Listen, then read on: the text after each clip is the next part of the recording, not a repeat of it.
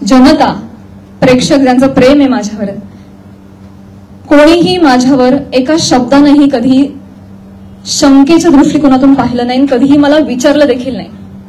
प्रत्येक जण भेटला त्यावेळी हे म्हणाला, प्राजक्ता योग्य करतेस, शांत राहा, धीरानं सामोरी जा. या अशा आवया उठतात आणि निघून जातात, सरपास होतात, तू शांत राहा, धीरानं सामोरी जा. ह्या सगळ्यांचा माझ्यावरचा विश्वास नाही. मी आधी पूर्ण करेन माझं सगळं. माईक मध्ये सर्व इको होतो, त्याच्यामुळे तुम्ही फक्त माईक तुम्ही बोला. Sorry for interrupt.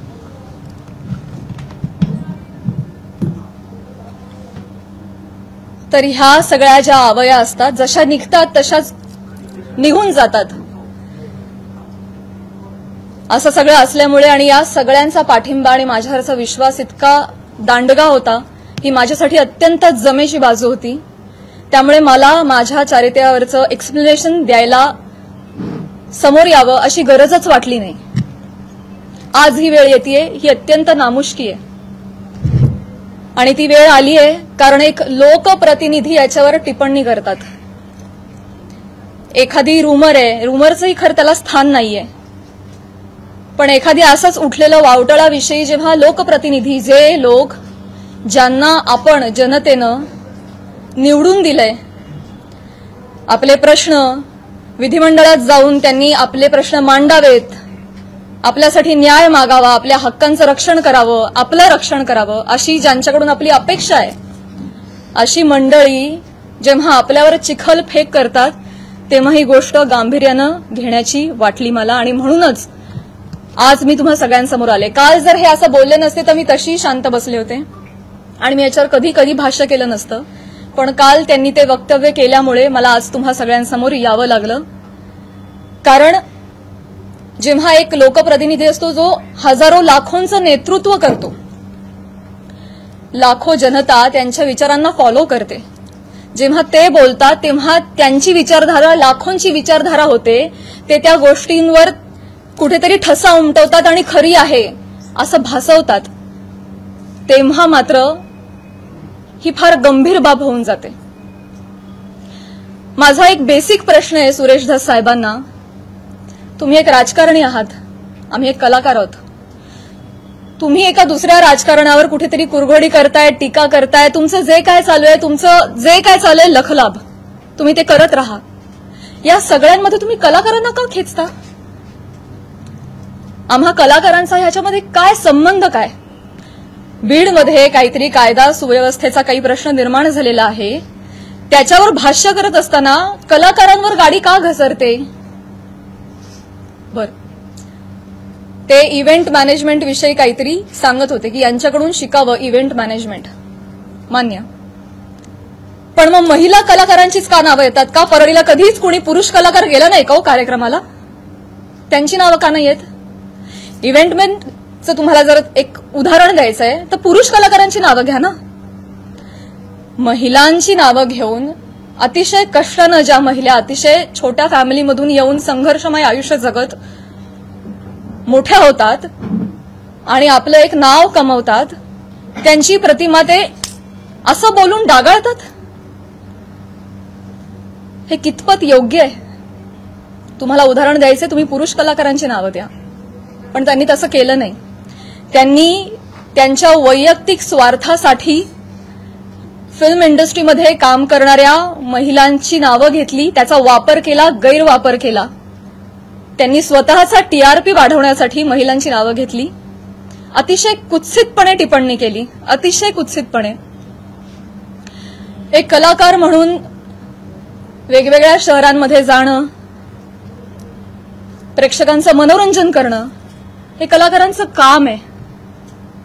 आणि फक्त परळी नाही, महाराष्ट्राच्या कानाकोपऱ्यात जाऊन मी याही आधी कार्यक्रम केलेले आणि यापुढेही करत राहणार, आणि सगळेच कलाकार करतात. याआधीही हजारो नेत्यांबरोबर, प्रतिथयश क्षेत्रातल्या सगळ्या मान्यवरांबरोबर फोटो आहेत. मग तो फोटोचा रेफरन्स उचलून तुम्ही कोणाही बरोबर असं नाव जोडून टाकणार का?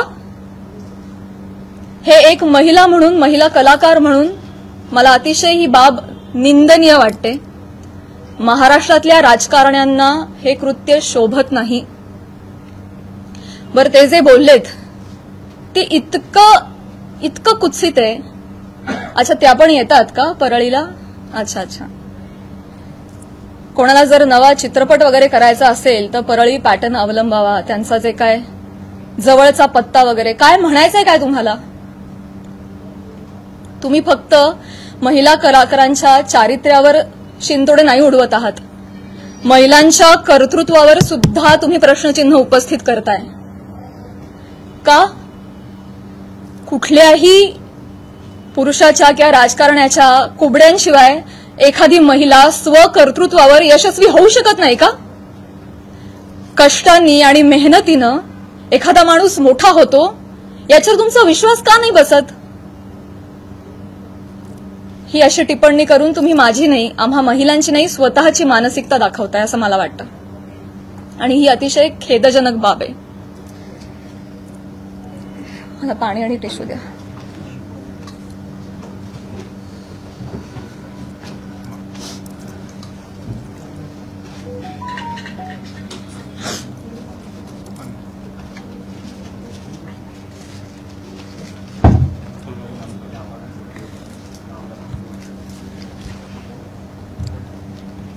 महिलांची अब्रू, इस्पेशली फिल्म इंडस्ट्रीमधल्या महिलांवर फार सॉफ्ट कॉर्नर, फार सॉफ्ट टार्गेट, कोणी यावं, पटकन नावं घेऊन जावं. तुम्ही तुमच्या राजकारणासाठी, मी विनंती करते, तुमच्या वैयक्तिक राजकारणासाठी तुम्ही फिल्म क्षेत्रामधल्या महिलांच्या नावाचा गैरवापर करणं बंद करावं अशी मी त्यांना विनंती करते. आणि ज्या कुत्सितपणे त्यांनी टिप्पणी केली आहे, या सगळ्या गोष्टीचा प्रसार माध्यमांसमोर हशा पिकवण्यासाठी त्यांनी उपयोग केलेला आहे. हे वागणं महाराष्ट्रातल्या राजकारण्यांना शोभत नाही. ही अतिशय निंदनीय बाब आहे. आणि म्हणूनच ज्या कुत्सितपणे त्यांनी टिप्पणी केली आहे आणि हशा पिकवलाय, प्रसार माध्यमांसमोर कसं बोलावं, काय बोलावं, याचं ज्यांना भान नाहीये त्यांना मी विनंती करते की त्यांनी तितक्याच विनम्रतेनं माझी जाहीर माफी मागावी. आणि फक्त माझीच नाही, माझ्याबरोबर अनेक महिलांचा त्यांनी चुकीचं नाव घेऊन उल्लेख केलेला आहे. आणि या गोष्टीचा एक उपयोग करून मी त्यांना हेही सांगू इच्छिते की अशा पद्धतीनं कुठल्याही राजकीय गोष्टीसाठी फिल्म इंडस्ट्रीमधल्या महिलांच्या नावाचा गैरउपयोग होता कामा नये. पुढे जाऊन मी हेही सांगू इच्छिते, मी आज महिला आयोगाकडे तक्रार गेलेली आहे. फोन सायलेंट करा. महिला आयोगाकडे दुपारी तक्रार नोंदवलेली आहे. मी त्यांनाही रिक्वेस्ट केलेली आहे की कायद्याच्या चौकटीत राहून तुम्ही याच्यावर योग्य ती कारवाई करावी. मी देखील कायदेशीर कारवाई करत राहीन. याचबरोबर माननीय मुख्यमंत्री साहेब, उपमुख्यमंत्री साहेब यांना देखील मी विनंती करते, काय या दोन व्यक्ती दोन वाक्य बोलून गेल्या, पण प्रसार माध्यमं तेवढीच दोन वाक्य घेऊन त्याचे 1000 व्हिडिओ बनवतात. इतके वाईट मथळे देतात, हेडलाईन्स देतात.